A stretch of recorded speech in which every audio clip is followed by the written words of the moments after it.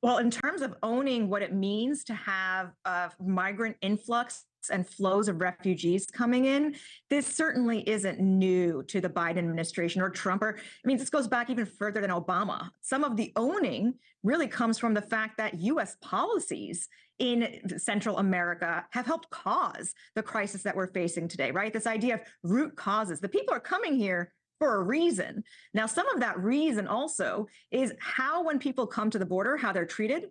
Are there enough judges to actually quickly solve these processes and say, nope, you're in, nope, you're out? The answer is no. That's something John McCain worked on as a senator. But let's get this immigration broken system, actually fix the parts that we know are broken. Certainly need bipartisanship for that. There was an effort at bipartisanship earlier this year in Congress. You know, that got trumped literally for partisan purposes. So immigration and how you deal with people who are desperate and they're finding their way to our country, it is absolutely the crisis of a generation, but it shouldn't be a partisan issue.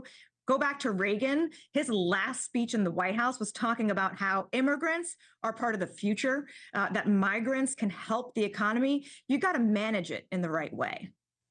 Well, that's the problem. I agree with all of that, except the managing part, because you don't put a third of a population into a society that can't handle it and then say they're coming for a reason. You give them temporary protected status. You got to do better than this. And that's what we'll see, is how can Harris negotiate that. Rina, I got beef with everybody today. I agree that Vance should not be advancing this nonsense about people eating dogs and cats.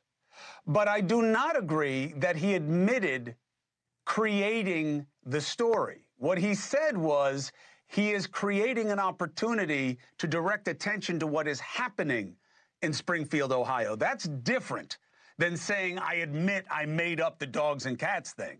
Why is it being played the other way? Because, Chris, he gave himself away. The very words he used was, if I have to create stories. Create stories. When you use a phrase like that, you're telling on yourself.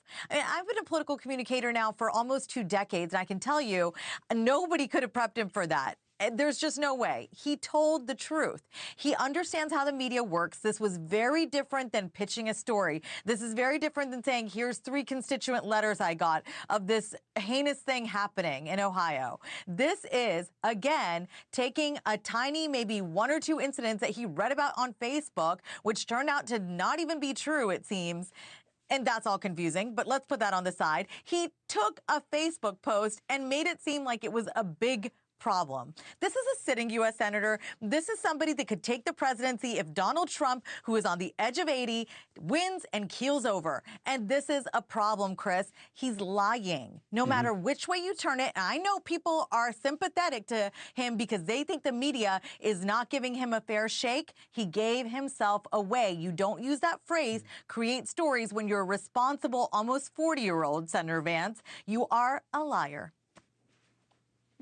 Pete Seat, Yes. Trump absolutely turbocharges the flames. I'm not going to say he lit the fire. We've been ugly with each other for a long time, long before Trump.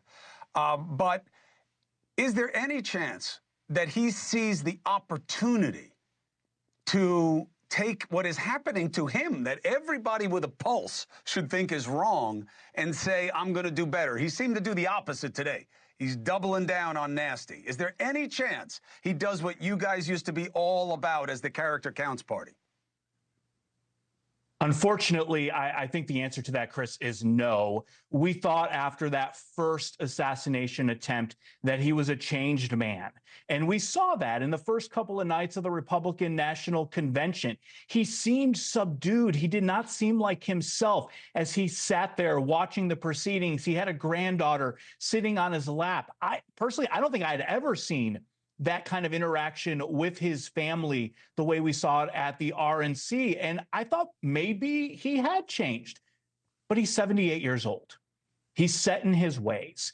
Hey, thanks for watching. Go to joinnn.com to find NewsNation on your screen. And don't forget, click the red subscribe button below to get more of NewsNation's fact-driven, unbiased coverage.